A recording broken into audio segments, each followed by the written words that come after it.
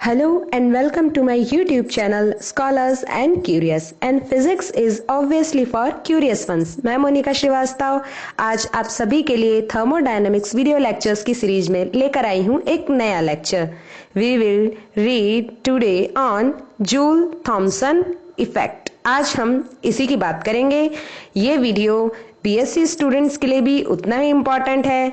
हम इस lecture series में कई नेशनल लेवल एग्जाम्स की प्रिपरेशन कर रहे हैं, जैसे कि CSI, NET, GATE, JEST, IIT JAM, BARC, TIFR et cetera et cetera.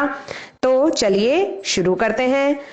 तो in the Joule Thomson effect आपको आपकी स्क्रीन पर एक डायग्राम शो हो रहा होगा जिसमें एक इनपुट टेम्परेचर एंड प्रेशर की हमने गैस इनपुट करवाई है and to the throttle valve हम इसको थ्रॉटलिंग प्रोसेस के थ्रू गुजार रहे हैं, जिससे कि जो हमको आउटपुट में प्रेशर मिल रहा है that is lower than the input one. तो इससे गैसेस एक इफेक्ट को शो करती हैं जिसे हम जूल थॉमसन इफेक्ट कहेंगे। चलिए इसे समझते हैं कि what is Joule Thomson effect. So friends, Joule Thomson effect is an experimental observation which says that when a gas is allowed to expand adiabatically, मैंने आपको प्रीवियस वीडियो लेक्चर्स में कई थर्मोडायनेमिक प्रोसेसेस के बारे में बताया था। एडियाबैटिक प्रोसेस उन्हीं में से एक है। So expand adiabatically from high pressure to low pressure. The temperature of gas in the final state changes. जब हाई प्रेशर से लो प्रेशर पर हम एडियाबैटिकली गैस को एक्सपांड होने देते हैं तो गैस का जो फाइनल टेम्परेचर है वो चेंज होता है। इस प्रोसेस को इस एक डायग्राम के थ्रू समझिए। ये डायग्राम आपकी स्क्रीन पर बन रहा है। दैट इज यहां से हमें एक गैस को इनपुट देना है जिसका प्रेशर होगा P1 और ये है पोरस वॉल जिसमें बारीक बारीक होल्स हैं। ये पोरस वॉल के थ्रू जब इस गैस को जाने दिया जाता है तो इसका प्रेशर लो होता है, यानी यहाँ पर जब हमें आउटपुट में गैस मिलेगी तो उसका प्रेशर चेंज हो जाएगा। जब प्रेशर लो होता है तो जो इसका प्रीवियस टेम्परेचर था वो टेम्परेचर भी चेंज होता है। कुछ गैसेस के लिए ये फाइनल टेम्परेचर प्रीवियस टेम्परेचर की तुलना में हाई होगा और कुछ के लिए लो होगा। तो ये इफेक्ट जो है इसे जूल थॉमसन इफेक्ट नाम दिया गया है। देखिए फ्रेंड्स, जूल थॉमसन इफेक्ट जो है वो आइसोएंथैल्पिक प्रोसेस है। आइसोएंथैल्पिक से हम समझते हैं कि enthalpy doesn't change, that means enthalpy is constant. ठीक है, अगर एंथैल्पी कांस्टेंट है तो चेंज इन एंथैल्पी जो होगा हमारा वो जीरो होगा। देखिए आइसोएंथैल्पिक प्रोसेस है जूल थॉमसन इफेक्ट। इसको मैं यहाँ एक छोटे से डेरिवेशन के थ्रू प्रूव करना चाहूंगी। आई होप आपको समझ में आएगा। ये है हमारा first law of thermodynamics, delta Q equals to D U plus delta W. Adiabatic process के लिए डेल्टा क्यू क्या होता है फ्रेंड्स? जीरो होता है। तो जब डेल्टा क्यू जीरो हो गया तो हमारे पास इक्वेशन क्या बची? D U plus delta W equals to zero. Delta W को राइट साइड में ले आइए तो माइनस का साइन आ जाएगा। डेल्टा डब्ल्यू क्या होता है हमारे पास फ्रेंड्स? डी डब्ल्यू होता है P D V, pressure and change in volume. So pressure and change in volume plus pressure and change in volume. So delta W equals to P2 V2 minus 0 plus P1 0 minus V1। और इसको हम ऐसा भी लिख सकते हैं minus P1 V1 plus P2 V2। जब DU equals to minus delta W है तो इसे इस फॉर्म में हम लिख सकते हैं। सो क्या हो गया? DU को हमने U2 माइनस U1 में लिख दिया। हमारे पास जो एक्सप्रेशन आया that is this U2 minus U1 equals to P1 V1 minus P2 V2। अब देखिए U2 के साथ P2 V2 को ले आइए, यानी P2V2 जब इधर आएगा तो प्लस का हो जाएगा और जब ये U1 इधर जाएगा तो ये भी प्लस का हो जाएगा। तो ये इक्वेशन बन जाएगी हमारी। U प्लस PV एंथैल्पी बनती है, that is H। So here is UF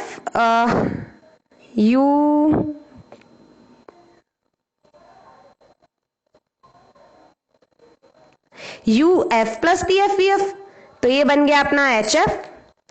PIVI plus UI, ये बन गया HI।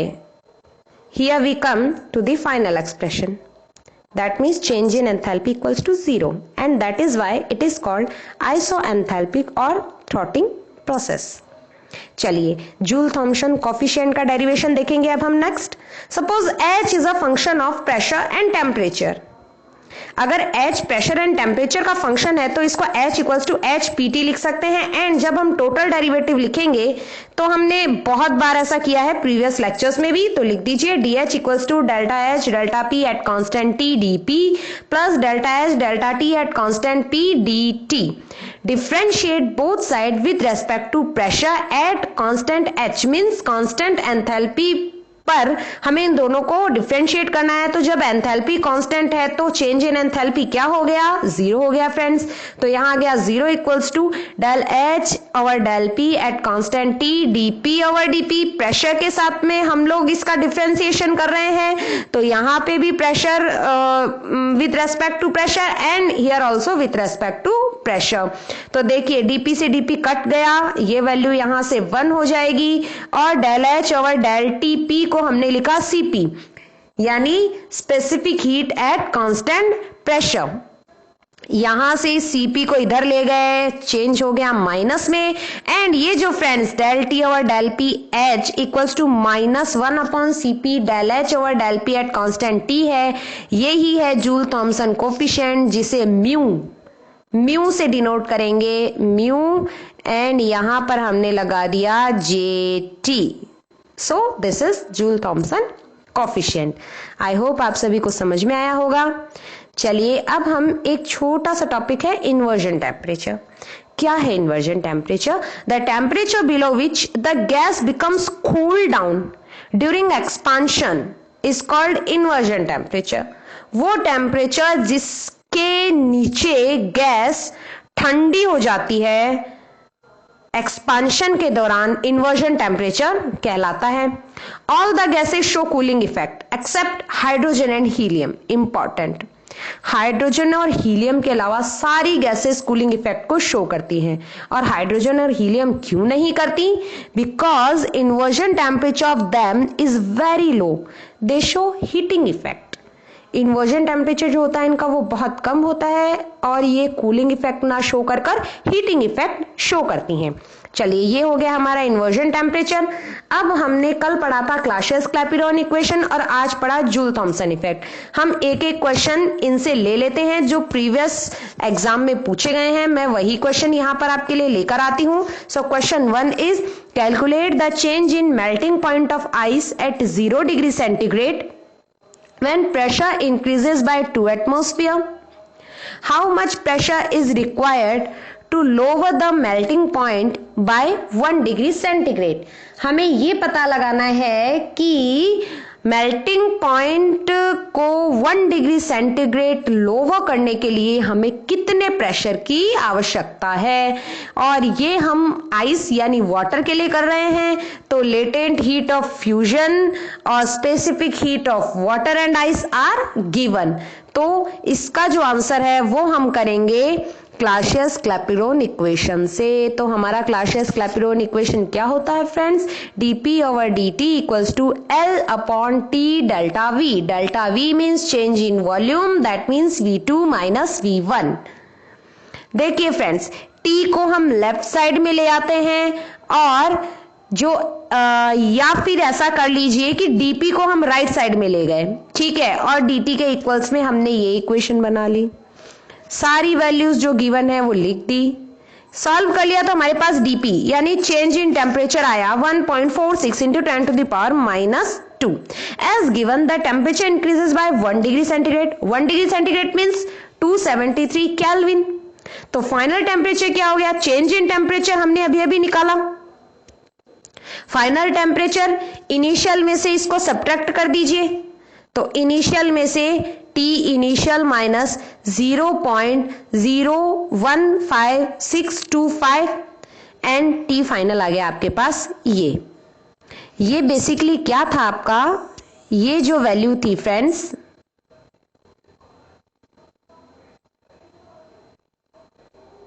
ये हम पढ़ चुके हैं, ये भी पढ़ चुके हैं, एंड दिस वन, ये जो वैल्यू थी 0.015, this is the approximate value of this. हम इसको 1.5 इंटू 10⁻⁻² ही लिख रहे हैं।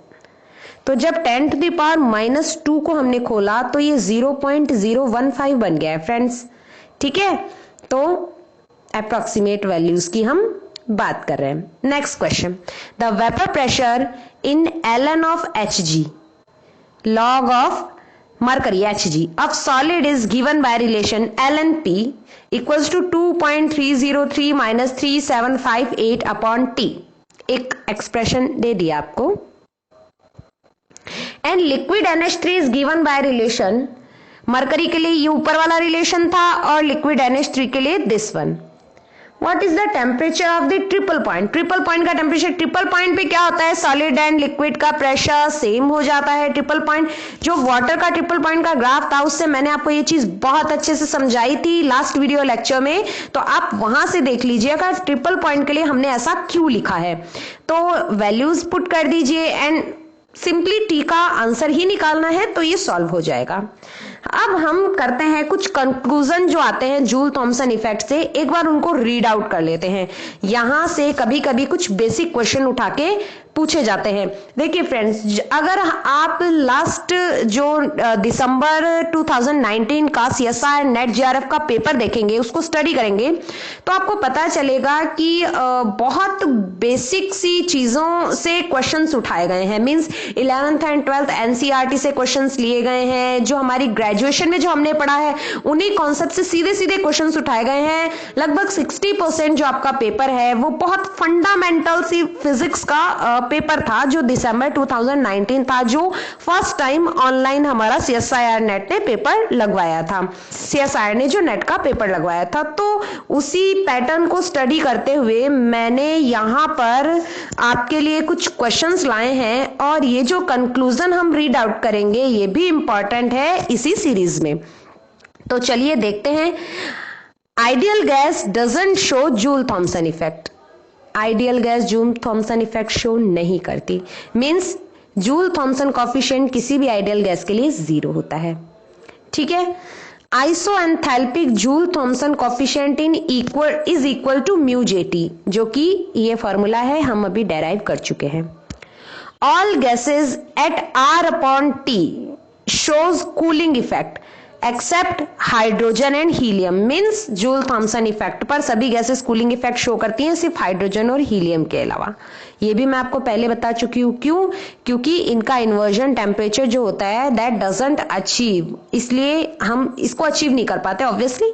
In the case of real gases the nature of μJT का फॉर्मूला होगा ये रियल गैसेस के लिए। इसका एक छोटा सा डेरिवेशन है, मैं आपको बता दूंगी। देखिए, in the case of real gas, if the nature of μJT is positive, it means cooling takes place. μJT अगर आपके पास पॉजिटिव है तो कूलिंग हो रही है। If μJT is negative, heating takes place. If the value of MuJT is 0, that means neither heating nor cooling. यही यहां पर शो हुआ है. ठीक है. Then ये a temperature at which gas shows neither heating nor cooling, that temperature is called inversion temperature. ये inversion temperature की बात करी थी हमने. inversion temperature का ये छोटा सा derivation है जो मैंने यहां पर कर दिया है. μJT equals to 1/Cp 2A/RT minus B होता है फ्रेंड्स. ठीक है. तो ये रियल गैस इक्वेशन से या वान डेर वाल गैस इक्वेशन से निकलता है फ्रेंड्स. रियल गैस इक्वेशन जो हमारी होती है ना वैन डर वाल गैस इक्वेशन, वहां से ये एक्सप्रेशन निकलता है। अब क्योंकि आइडियल गैसेस के लिए ना ही तो कूलिंग इफेक्ट शो होता है और ना ही हीटिंग इफेक्ट, इसका मतलब म्यूजेटी जो होता है वो जीरो होता है। तो यहाँ पर जीरो लिख दिया, तो zero equals to 1/Cp 2a/RT minus b. तो 2a/RT इक्वल्स टू क्या हो गया, बी, और यही क्या है 2a/RB equals to Ti, that is inversion temperature. Ti जो है वो इन्वर्जन टेम्परेचर है। चलिए, ये जो मैं आपके लिए क्वेश्चंस लेकर आई हूं आज, ये बहुत एवरेज से क्वेश्चंस हैं। जिसने एक बार पिछले सारे वीडियो लेक्चर्स देखे हैं वो ये क्वेश्चंस को आसानी से कर सकता है। ये सभी क्वेश्चंस किसी ना किसी एग्जाम में पूछे गए हैं। जैसे मैंने कुछ क्वेश्चंस स्कूल लेक्चरर यानी फर्स्ट ग्रेड के एग्जाम से उठाए हैं, कुछ जो आपके जो फिजिक्स बेस्ड पर यूपीएससी के एग्जाम्स होती है वहां भी पूछे गए हैं। आईआईटी जेम में भी कभी कभार बेसिक क्वेश्चन पूछे जाते हैं, मैंने वहां से लिए हैं। और सीएसआईआर नेट के पेपर में भी कभी फंडामेंटल फिजिक्स से 2-3 क्वेश्चन आते हैं। तो ये सभी क्वेश्चंस पहले आए हुए हैं। So we will start with the question 1। When a gas undergoes continuous throttling process by a valve and its pressure and temperature plotted, then we get a. Obviously throttling process हो रही है तो क्या show होगा, Joule Thomson effect show होगा। Joule Thomson जो effect होता है वो आइसोएंथैल्पिक होता है, तो हमारा जो करेक्ट आंसर होगा वो होगा बी। सिंपल क्वेश्चन था। नेक्स्ट देखते हैं, the curve passing through the dash of the isoenthalps is called the inversion temperature. तो वो कर्व जो आइसोएंथैल्प्स के मैक्सिमा, ये आपको ध्यान रखना है, इन्वर्जन टेम्परेचर जो होता है वो कर्व का मैक्सिमा होता है। ठीक है, चलिए, the locus of all points at which the Joule Kelvin coefficient यानी Joule Thomson coefficient is dash is the inversion curve. Means सभी पॉइंट्स का लॉकस जो जूल केल्विन कॉफिशिएंट शो करता है दैट इज जीरो। ऑब्वियसली ये भी याद रखिएगा। The region inside the inversion curve has dash Joule Kelvin coefficient and the region outside the inversion curve has dash Joule Kelvin coefficient। means inside का जो reason होगा वो ऑलवेज पॉजिटिव होता है फ्रेंड्स, और जो आउटसाइड का रीजन होता है वो नेगेटिव होता है। तो आपका ऑप्शन डी सही हो जाएगा। Inside the region positive and outside the region negative.